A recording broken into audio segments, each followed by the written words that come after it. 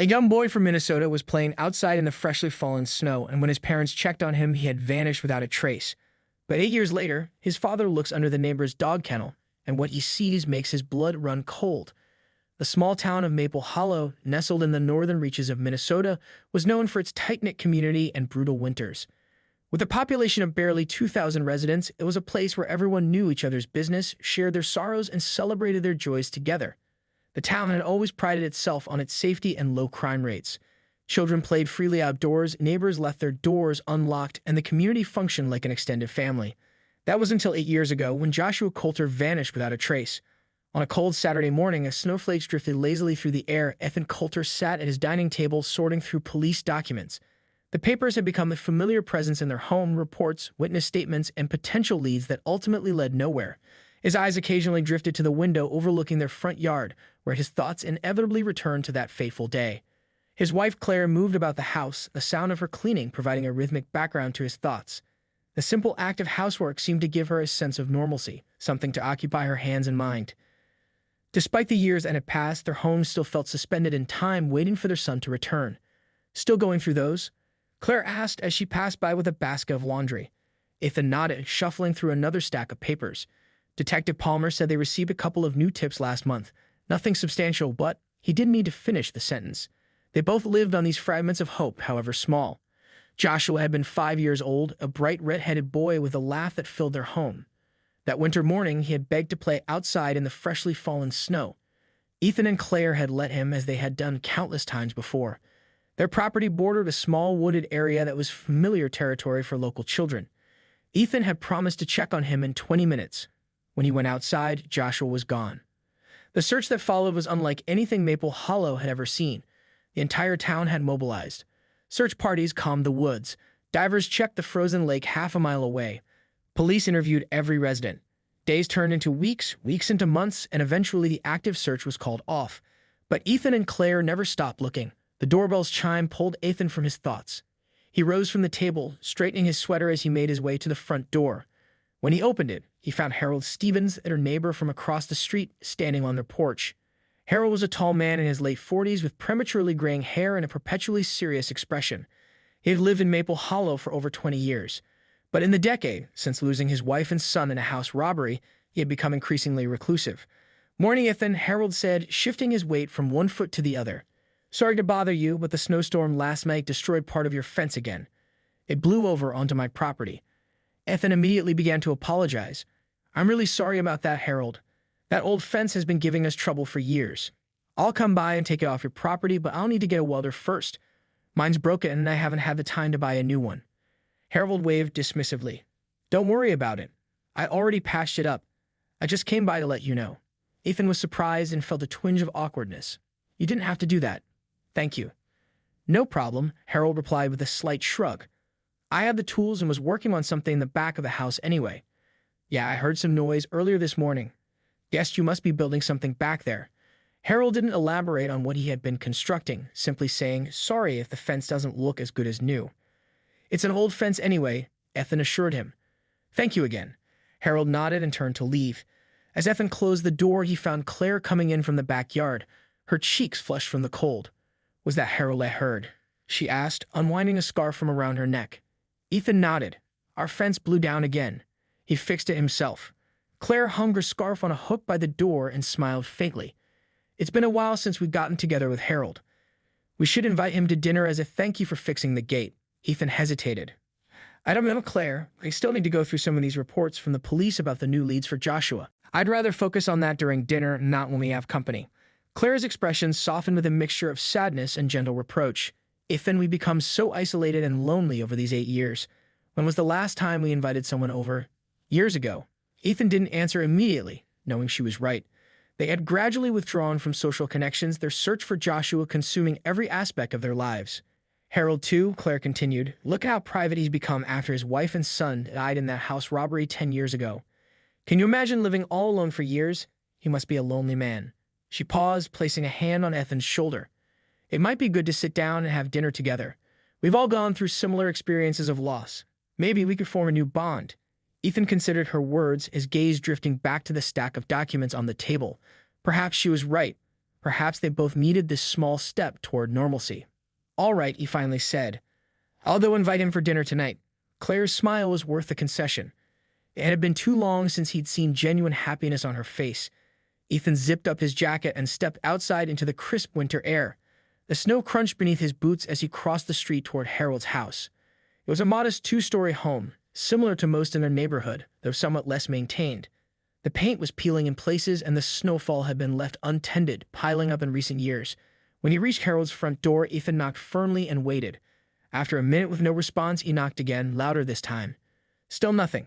He was about to turn and leave when he heard sounds coming from behind the house, a dull thudding noise like someone hammering. Ethan rounded the corner of the house, his boots sinking into the deeper snow of the backyard. "Harold," he called out. "It's Ethan from across the street." The sounds led him to a small wooden structure at the far end of the yard, an old dog kennel that had been there for as long as Ethan could remember. Harold was crouched inside it, seemingly adjusting something. At the sound of Ethan's voice, Harold froze momentarily before carefully backing out of the small structure. "Ethan," Harold said, sounding slightly breathless. "Sorry, I didn't hear you knocking." "No problem," Ethan replied, noticing how quickly Harold had straightened up and positioned himself in front of the kennel. "I'm surprised you're still keeping that old doghouse. It's been years since you had a dog, hasn't it? Do you want help tearing it down?" Harold's response came with a slight stutter. "Aye. It's a reminder of Rex. He was a good dog. I like keeping it around." Ethan nodded, understanding this sentiment. People clung to different reminders of those they lost. Harold gestured to a partially built larger structure nearby. "Actually, I've been thinking about getting a new dog. I've been working on that for a few weeks now and wanted to complete it this morning." Ethan's eyebrows lifted in surprise. "Seriously? You're still working in this weather?" "That's impressive, Harold. I used to breed dogs myself when I was younger. More a hobby than a job, really. What kind of breed are you thinking about?" "I haven't thought much about it," Harold replied, seeming more relaxed now that the conversation had shifted. "Maybe a puppy or a mid-sized dog." "Well, Claire and I actually wanted to invite you to dinner tonight," Ethan said. "But if you don't mind, I could help you finish that new kennel this morning and we could go find a dog together afterward. I know a local breeder in the area." Harold seemed to consider this for a moment before nodding. "I'd appreciate that. I should be able to finish this in a few hours and dinner sounds nice." "Thank you." As they talked, Ethan noticed Harold occasionally glancing back at the old doghouse. There was something odd about his neighbor's behavior, but Ethan couldn't quite place what it was. Harold had always been a private person, especially after his tragedy. So perhaps it was just his discomfort with the unexpected social interaction. "Great, I'll leave you to it then," Ethan said, taking a step back. "Just come over when you're ready to head out to the breeder and we'll see you for dinner around 6. Harold nodded, already turning back toward the doghouse. "I'll see you then." As Ethan walked back across the street, he couldn't shake a strange feeling. There was nothing overtly suspicious about their interaction. Harold had been perfectly cordial, if a bit awkward. Yet something felt off. Perhaps it was just the unusual sight of his reclusive neighbor suddenly making plans for a new pet after years of solitude. Or perhaps it was just the oddity of someone doing all that woodworking out in the snow. Reaching his own front door, Ethan brushed the thoughts aside. People process grief differently, and if Harold was finally taking steps to move forward with his life, that could only be a good thing. Ethan entered his house, stamping the snow from his boots in the entryway. Claire was in the living room, straightening up the scattered throw pillows and magazines that had accumulated over the week. "He said yes to dinner," Ethan announced, hanging his jacket on the hook by the door. Claire's face brightened. "That's wonderful. What time should I expect him?" "Around 6, I think. You know what's interesting? He's building a new doghouse and planning to get a dog. I offered to take him to a breeder this afternoon." Claire paused in her tidying and looked up with genuine surprise. "A dog after all these years?" She smiled thoughtfully. "See, I told you must be feeling lonely. Getting a pet is a good first step toward healing." Ethan returned to the dining table where he'd left the police documents. "I suppose so. It's just unexpected. He's kept that old doghouse all these years as a memorial of sorts." Claire resumed her cleaning, moving into the kitchen. "Well, people find different ways to move on. Speaking of which, we need groceries for dinner tonight. We're running low on everything, and I want to make something special." Ethan sighed quietly, looking down at the stack of papers before him. He'd been hoping to spend the morning reviewing the new leads, compiling his thoughts before the week ahead consumed his time again. "Can you grab what we need? I'd really like to get through these documents today. If you don't mind, can you help me with the grocery run instead?" Claire asked. I want to clean the house properly for tonight, and you know I don't drive well in this weather. It's too cold to walk or wait for the bus." Ethan looked at his wife's hopeful expression and felt a familiar pang of guilt. She asked for so little these days, and she'd been the one to suggest reconnecting with her neighbor, a small but significant step toward normalcy. "All right," he conceded. "I still have some time before Harold's ready to go to the breeder anyway. I'll do the grocery run, drop everything back here, and then head out with him if he's ready." Claire's grateful smile was worth the sacrifice of his morning plans. She quickly wrote out a shopping list, adding items as she checked the pantry and refrigerator. Ethan headed outside again, shoveling a path from their front door to the driveway before starting the car. He let the engine idle for a while to warm up, his breath curling into small clouds in the crisp cold air. As he was about to pull out of the driveway, he noticed Harold crossing the street toward him. "Ethan," Harold called, approaching the car window. Ethan rolled down the window. "Hey, all set with the doghouse already?" Harold shook his head.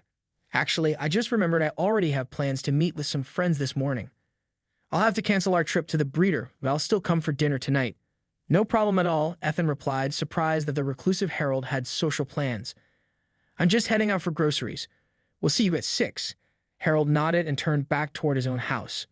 Ethan watched him go, that strange feeling returning. In all the years they'd been neighbors, he'd never known Harold to mention friends or social gatherings. But then again, they hadn't exactly been close in recent years, both families retreating into their private sorrows. Ethan drove to the supermarket, his mind toddling between thoughts of Joshua and mental notes of what to buy. The grocery store was relatively empty for a Saturday, most people likely deterred by the weather forecast predicting more snow later that day. He methodically worked through Claire's list, adding a few items he knew she liked but had forgotten to write down. As he loaded the groceries into the car, heavy gray clouds were gathering overhead, promising the predicted snowfall would arrive sooner rather than later. As Ethan pulled out of the supermarket parking lot, a familiar car passed by on the main road. He did a double take, recognizing Harold's blue sedan. The car's windows were clear enough that Ethan could easily see Harold was alone, driving in the opposite direction from where their neighborhood was located. Ethan's route home followed the same road for a while, and he found himself unintentionally trailing Harold at a distance. A few minutes later, Harold's car pulled into the parking lot of Northwoods Kennels, a local dog breeder that Ethan had mentioned earlier. Ethan drove past slowly, confusion settling in. Harold had canceled their trip together, claiming he had plans with friends. Yet here he was at the varied breeder, alone. For a moment, Ethan considered pulling in as well, but what we say? He had no right to question Harold's white lie. Perhaps the man simply preferred to choose a dog on his own without the pressure of someone else's opinions. Or maybe he was meeting his friends there. Still, as Ethan continued home, the inconsistency bothered him. It seemed a strange thing to lie about, especially when Ethan had offered his help and expertise. But Harold had always been odd and private, more so since his tragedy. By the time Ethan arrived home, late snow had begun to fall again. He unloaded the groceries quickly and found Claire in the kitchen already preparing for dinner. "You're back sooner than I expected," she said, taking a bag from his hands. Ethan nodded. There wasn't much traffic. "And actually, I saw Harold at the kennel on my way back." "The kennel? I thought he canceled with you." "He did," Ethan replied, setting down the remaining bags on the counter. "Said he had plans with friends, but I just saw him pulling into Northwoods Kennels alone." Claire paused in unpacking the groceries. "Well, that is strange, but it's not really our business, is it? Maybe he just wanted to look on his own first." "Maybe," Ethan agreed, though something about it still felt off to him. As they stored the groceries, Ethan glanced out the kitchen window and noticed Harold's car pulling into his driveway across the street. Harold got out and opened his trunk, revealing a metal dog kennel with what appeared to be a German Shepherd inside. From this distance, and with Harold's back to him, Ethan couldn't see the dog clearly, but he could make out the distinctive coloring. "He's back already," Ethan remarked. "With a German Shepherd, it looks like." Claire joined him at the window. "That was quick. He must have really connected with the dog." "Love at first sight does happen, I suppose," Ethan said, echoing Claire's earlier sentiment. "But it's still odd. I used to be a breeder. I know these transactions usually take some time with paperwork and everything." He was in and out incredibly fast. They watched as Harold struggled to maneuver the kennel across his snowy yard, the dog making the task more difficult with its movements. "He's having trouble with it," Ethan observed. "I should go help him." Before Claire could respond, Ethan was already heading for the door. He crossed the street quickly, calling out to Harold as he approached. "Need a hand with that." Harold's head snapped up, his expression momentarily startled. No, I'm fine," he said quickly, his tone sharper than the situation warranted. "I'll see you this evening," he added, clearly dismissing Ethan. Taken aback by the abrupt response, Ethan hesitated. "All right, if you're sure." Harold just nodded, already turning his attention back to the kennel and struggling to push it through the snowy yard. Ethan returned to his house, a growing uneasiness settling in his stomach. Something about Harold's behavior seemed off. But what reason did he have to be suspicious of his neighbor? The man had been nothing but quiet if distant all these years. As he entered his house again, Claire gave him a questioning look. He didn't want help, Ethan explained with a shrug. Said he's fine on his own. Claire nodded, returning to her dinner preparations. Some people just don't like accepting help. It makes them feel vulnerable. I suppose Ethan agreed, though he couldn't shake the feeling that there was more to Harold's strange behavior than simple pride. The hours passed slowly as the snow continued to fall outside, blanketing Maple Hollow in a fresh coat of white. Ethan had returned to his stack of police documents, finally able to concentrate on reviewing them. There weren't many new developments, just the same frustrating lack of concrete leads that had characterized the search for Joshua from the beginning. One report mentioned a possible sighting in a town 200 miles south, but the description was vague and the follow-up investigation had yielded nothing. Another referenced a child matching Joshua's description who had been enrolled in a school in Montana under a different name. But when authorities had checked, it turned out to be a case of mistaken identity. Ethan rubbed his temples, fighting off the headache that always seemed to accompany these review sessions. 8 years of false hopes and dead ends had taken their toll, but he couldn't give up. Somewhere out there, Joshua might still be waiting for them to find him. As evening approached, Claire's cooking filled the house with warm, inviting aromas. She had prepared a pot roast with vegetables, fresh dinner rolls, and an apple pie for dessert. It was more elaborate than their usual meals, a sign of how important this small social occasion was to her. "Do you think he'll actually show up?" Ethan asked as he helped set the table. Claire arranged napkins beside each plate. "Why wouldn't he? I don't know. He's been acting strangely today. All these last-minute changes of plans, the way he reacted when I offered to help with the dog." Ethan trailed off, unsure how to articulate his vague misgivings. "He's probably just nervous about socializing after being alone for so long," Claire reasoned. "Let's give him the benefit of the doubt." At precisely 6 o'clock, the doorbell rang. Harold stood on their porch holding a bottle of wine, his coat dusted with snow. "I hope Red is all right," he said, handing the bottle to Ethan. "Perfect. Thank you," Ethan replied, stepping aside to let him in. "Come on in out of the cold." Claire greeted Harold warmly, taking his coat and thanking him for coming. The initial awkwardness of the reunion gradually eased as Claire served drinks and they settled at the dining table. The conversation remained light at first. Local news, the weather, harmless topics that required little emotional investment. As they began to eat, Ethan decided to broach the subject of Harold's new pet. "So I see you've got a German Shepherd today. How's it settling in?" Harold's fork paused midway to his mouth and Ethan noticed a subtle tension in his posture. "It's fine. Still adjusting to the new environment." "That was a quick trip to the breeder," Ethan said casually. "I saw you heading that way on my drive back from the supermarket right after you mentioned meeting up with some friends." Harold's eyes flickered nervously. "I'm sorry about that. My schedule became unpredictable. My friend canceled last minute, and I was so excited about getting a dog that I just went ahead to the kennel." Ethan nodded, sipping his wine. "I was surprised they processed everything so quickly. When I was breeding, the paperwork alone usually took a while." Harold shifted in his chair. "Actually, I had ordered it a few days ago. I was just there to pick it up." The explanation sounded reasonable enough, but Ethan couldn't shake what he remembered from that morning. Harold had said he wasn't even sure yet whether he wanted a puppy or a mid-sized breed. And something about Harold's demeanor now, the way he avoided direct eye contact, the faint tremor in his hand as he reached for his glass, hinted at a discomfort that went deeper than simple social awkwardness. Claire, sensing the growing tension, gently changed the subject. "Harold, Ethan mentioned you lost your wife and son 10 years ago. I'm so sorry. We understand how hard it is to lose family." Harold's expression softened slightly. "Yes, it's been difficult living alone all these years. We know something about that kind of pain," Claire said quietly. After Joshua disappeared, she didn't get to finish her thought. Harold suddenly became visibly agitated, his gaze fixed on the window where the snow was now falling heavily. "I'm very sorry," he interrupted, "but I think I should check on my dog. It's snowing harder now and the dog's new. He might be stressed with the adjustment." He stood up abruptly. "I'm afraid I left it outside in the kennel, and I forgot to bring it inside before coming here." Ethan glanced out the window at the intensifying snowfall. "Yes, you're right. The wind's picking up too. Do you need help bringing it in?" No, Harold said quickly, almost panic-stricken at the suggestion. "The dog's a German Shepherd and might be alarmed by strangers. Even I'm still getting familiar with it. I'll handle it and come back after I'm done." Claire rose from her chair. "Of course, just make sure your dog is safe. We live right across the street. Don't worry about rushing back if it needs your attention." Harold nodded gratefully and headed for the door, leaving his coat hanging on the rack in his haste. After he left, Ethan and Claire returned to the table, a sudden departure leaving an awkward lull in the evening. "That was strange," Ethan remarked. Claire shrugged, refilling their wine glasses. "He's concerned for his pet. It's understandable." "I suppose," Ethan agreed reluctantly. As they continued their meal, Claire sighed softly. "Ethan, imagine if I was gone too, and you had to go to work and take care of the house alone.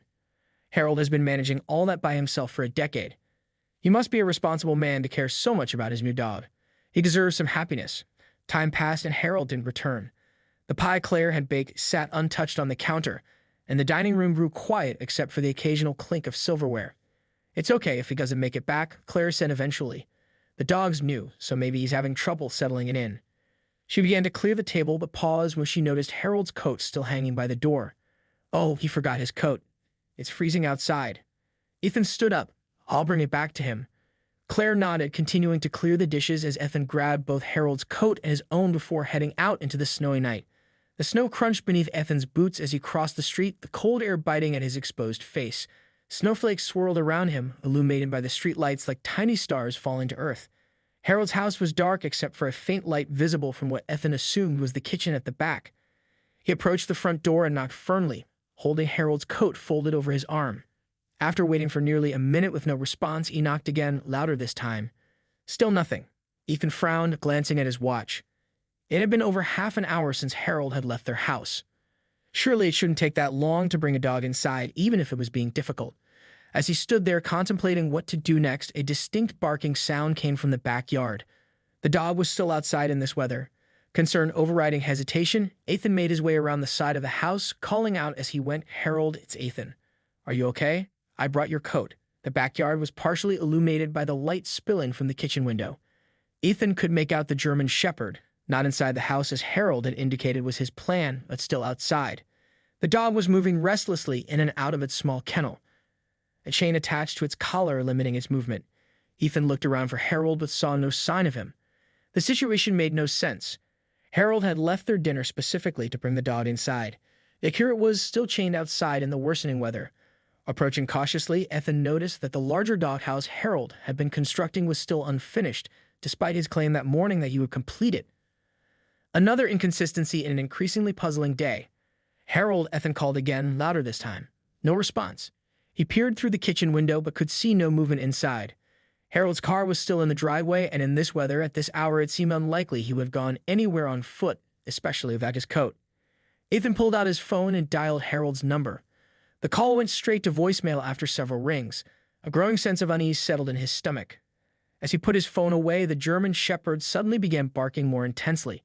At first, Ethan thought the dog was reacting to his presence, but as he observed more carefully, he realized the animal was directing its attention toward the small doghouse, alternating between barking and whining. Keeping a safe distance, Ethan moved to get a better angle on the doghouse.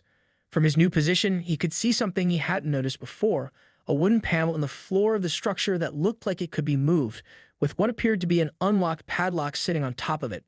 There was also a metallic glint that might be a handle of some sort embedded in the panel.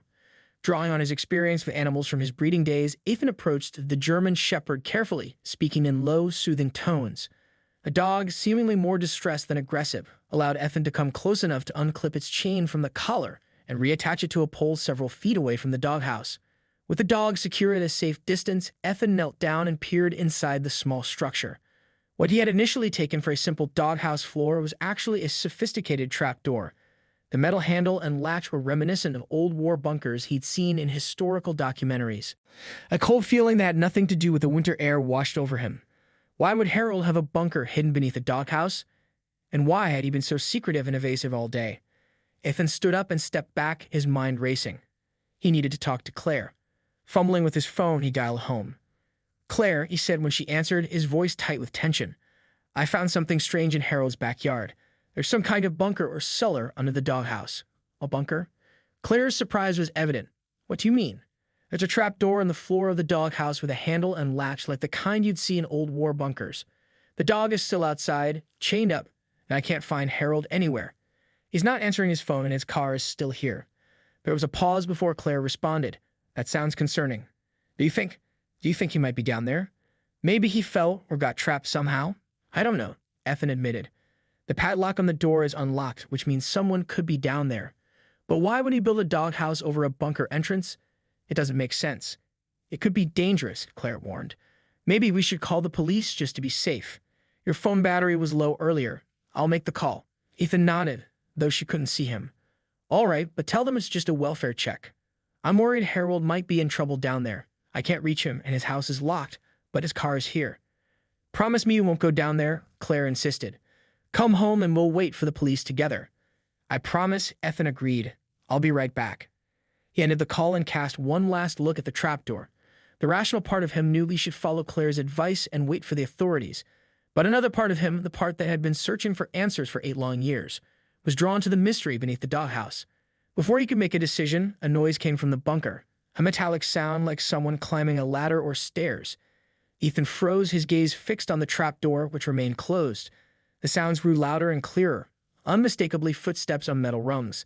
Then, with a scraping noise, the wooden panel moved and the padlock fell to the side as the lid opened. Harold emerged from the opening, crawling awkwardly out of the narrow space. When he straightened and saw Ethan standing there, his face registered pure shock, quickly followed by something darker. Fear? Anger? It was hard to tell in the dim light. Ethan, Harold said, his voice carefully controlled but with an undercurrent of tension. What are you doing here? Ethan held up the coat.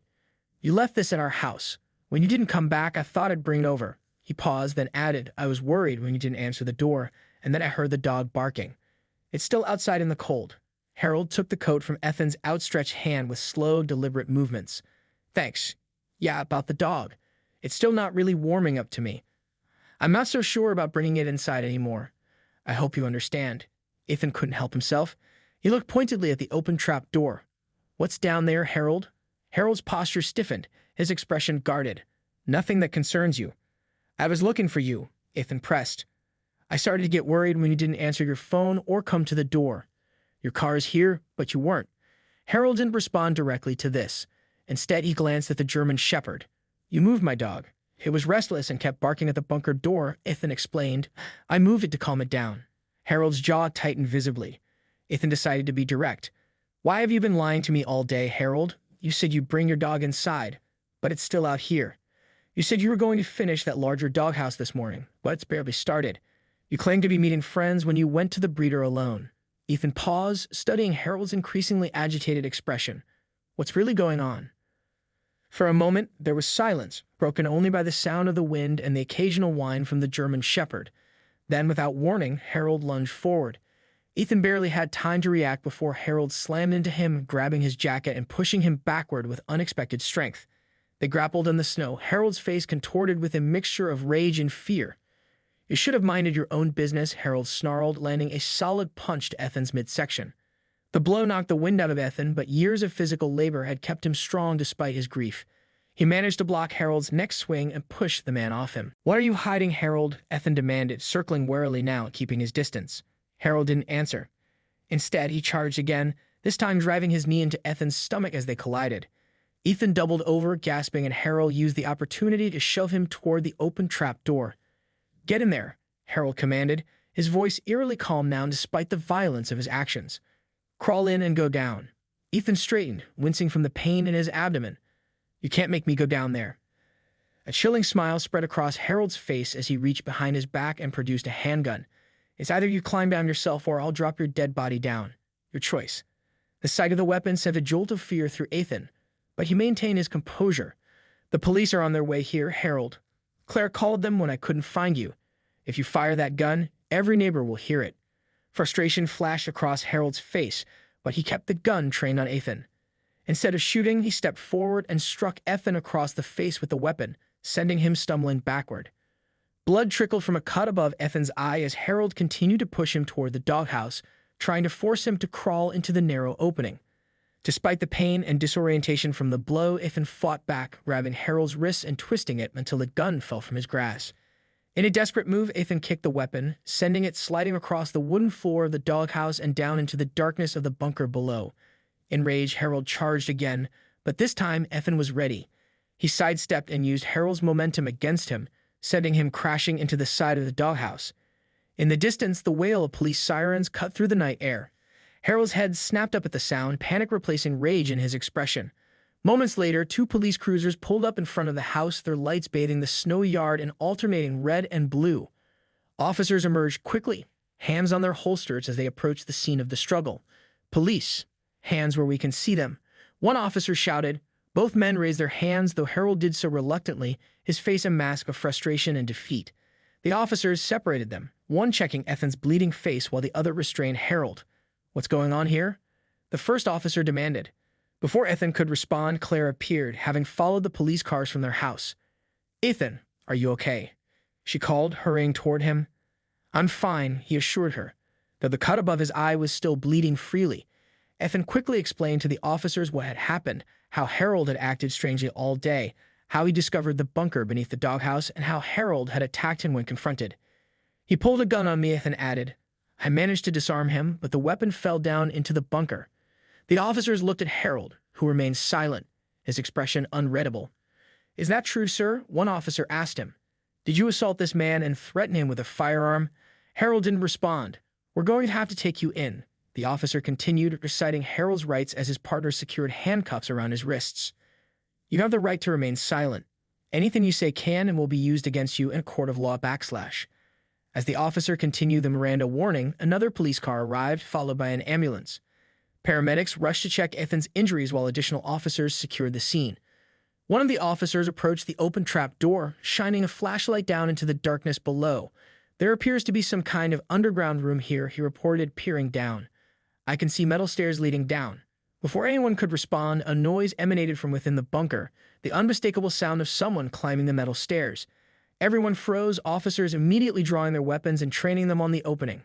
The paramedic pulled Ethan back and Claire gasped, clutching her husband's arm. The climbing sounds grew louder, more distinct with each passing second. Then slowly a figure began to emerge from the darkness. It was a boy approximately 13 years old, with a mop of reddish hair that hadn't been cut in some time. He was thin, pale, and obviously frightened, his wide eyes blinking in the sudden brightness of the officer's flashlights. In his trembling hands, he held Harold's gun. The officers tensed, calling out for the boy to drop the weapon, but he seemed confused and terrified, pointing the gun wildly at the crowd of strangers surrounding him. "Dad," the boy called out, his voice cracking with fear as his gaze found Harold. "I won't let the enemy catch you. I'll protect you, Dad, and our home."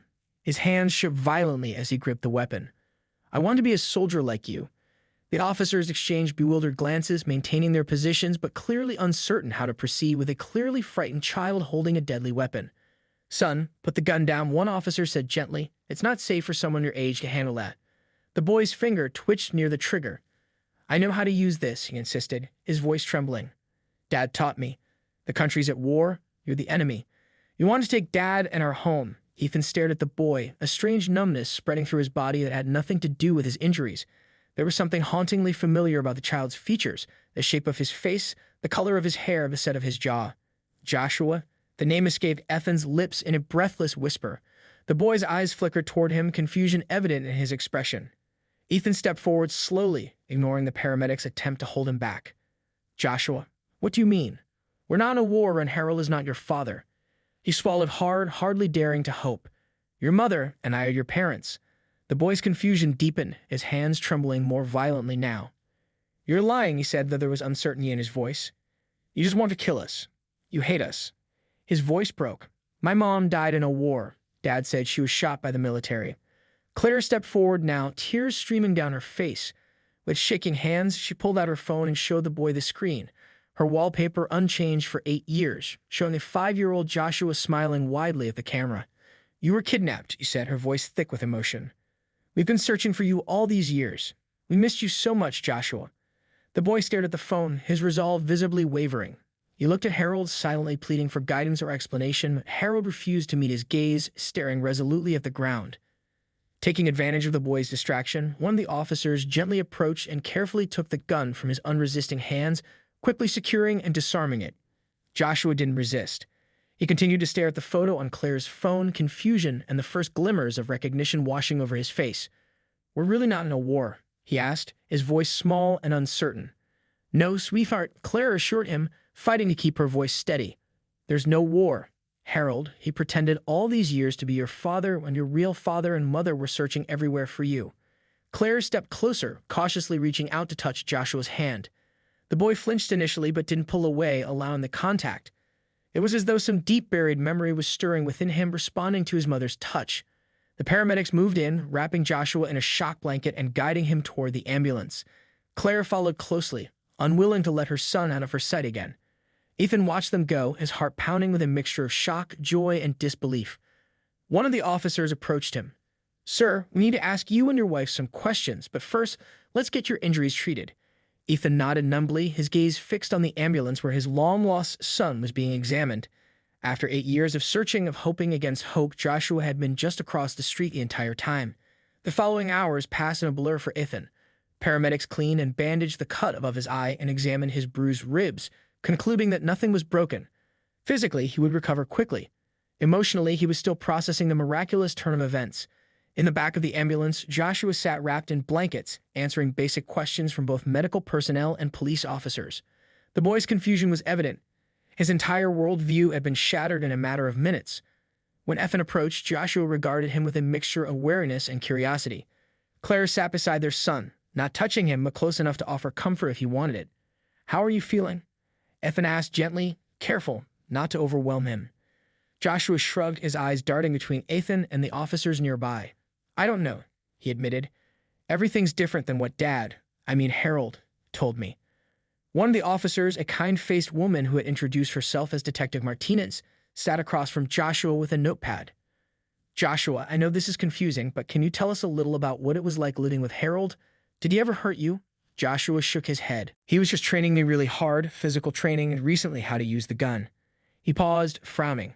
"He said I needed to learn to protect myself for when he wasn't there anymore. He said the war would last a long time. Told me to hide deep in the bunker because things got worse out there." "Do you know what year it is, Joshua?" Detective Martinez asked gently. The boy hesitated. "Dad," Harold said, "it doesn't matter down there. Time works differently during wartime." "It's 2007. The detective informed him. "You've been missing for 8 years. Do you remember anything about where you lived before the bunker?" Joshua's brow furrowed in concentration. "I don't know. I've been in the bunker for as long as I can remember. Harold said it was too dangerous outside because of the war. He looked around at the peaceful, if snowy, neighborhood. But there is no war, is there?" "No," Ethan confirmed softly. "There's no war. There never was." From the police car where Harold was being held, they could see him watching them, his expression unreadable. Another officer approached the ambulance. "We found something interesting in the bunker," he reported. "It's fully stocked with supplies, food, water, medical equipment. There's a generator, air filtration system, even educational materials. And we found several silent firearms, just as the boy mentioned." Detective Martinez nodded. Sounds like he was prepared for a long stay down there. She turned back to Joshua. "Did Harold ever let you leave the bunker?" Joshua shook his head. "Never. He said it was too dangerous. He went out for supplies sometimes and said he was helping other people who were hiding from the war. He told me that when I was old enough, I could help him." Ethan's mind reeled at the implications. Harold had kept Joshua in prison for 8 years, constructing an elaborate lie about a fictional war to keep him compliant and afraid to leave. "The dog," Ethan said suddenly, remembering what had started this chain of events. "He bought the German Shepherd to guard the entrance to the bunker, didn't he? And he was building the larger doghouse to better conceal the trapdoor." Detective Martinez nodded. "That's our theory as well. Looks like he was having trouble keeping Joshua confined as he got older and more curious. The dog was meant to be in another layer of security." As they talked, a forensic team arrived and began processing both the bunker and Harold's house. Officers cordoned off the property with yellow crime scene tape, and curious neighbors had begun to gather despite the late hour and cold weather. Eventually, the paramedics decided that Joshua should be taken to the hospital for a full medical examination. Years of living underground with limited sunlight and exercise would have had effects on his development that needed to be assessed. "Can we go with him?" Claire asked, her voice breaking slightly. "Please, we just found him." The paramedics agreed, and soon they were headed to Maple Hollow Memorial Hospital, Ethan and Claire riding alongside their son. They maintained a respectful distance, understanding that for Joshua, they were still essentially strangers despite the biological connection. At the hospital, doctors conducted a thorough examination while Ethan and Claire waited anxiously. Detective Martinez joined them, her expression grave. "Harold's not saying much, but from what we've pieced together and what Joshua has told us, it seems he kidnapped your son the day he went missing. He happened to have that old war bunker on his property and built the dog kennel right on top of it, though we're not sure why. Possibly as a response to his own family tragedy." Ethan nodded. His wife and son were killed in a home invasion 10 years ago. He was never the same after that. That likely triggered whatever mental break led to this, the detective agreed. Claire wiped away tears. 8 years of lies. Our poor boy doesn't even know what the world is really like. The psychological recovery will be challenging, Detective Martinez acknowledged. But children are remarkably resilient. With proper support and therapy, he has every chance of adapting to normal life again. Dr. Patel, the pediatrician who had examined Joshua, approached them with a clipboard in hand. Physically, he's malnourished and shows signs of vitamin D deficiency, which is expected given the circumstances. His muscle development is below average for his age, but there are no signs of physical abuse. He appears to have been fed regularly and kept in relatively sanitary conditions. Claire covered her mouth, fighting back a sob of relief. Ethan put his arm around her, drawing her close. "Can we see him?" he asked. Dr. Patel nodded. "Yes, but please understand that he's still processing everything. He's asked some questions about you, which is a positive sign, but don't expect immediate recognition or affection. This will take time." They found Joshua sitting up in a hospital bed, looking small and lost among the white sheets. When they entered, he looked up, his expression cautious, but no longer fearful. "Hi," Claire said softly, stopping at a respectful distance from the bed. "Hi," Joshua replied, studying her face. You're really my mom?" Claire nodded, unable to speak through her tears. "And you're my real dad?" Joshua asked, turning to Ethan.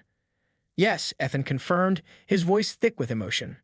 "We've been looking for you ever since you disappeared. We never gave up hope." Joshua seemed to consider this.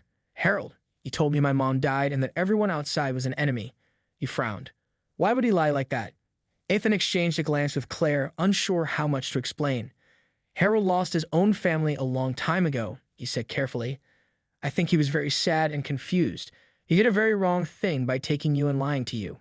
"Am I going to live with you now?" Joshua asked, a hint of anxiety in his voice. "Yes, if that's okay with you," Claire assured him. "We still have your room just the way it was, but nothing has to happen too quickly. We can take it one day at a time." Joshua nodded slowly. I don't remember you," he admitted, his voice small. "But when I saw your picture," he trailed off, uncertain. "It's okay," Ethan assured him. "We have plenty of time to get to know each other again." In the days that followed, the story of Joshua's discovery and Harold's deception spread throughout Maple Hollow.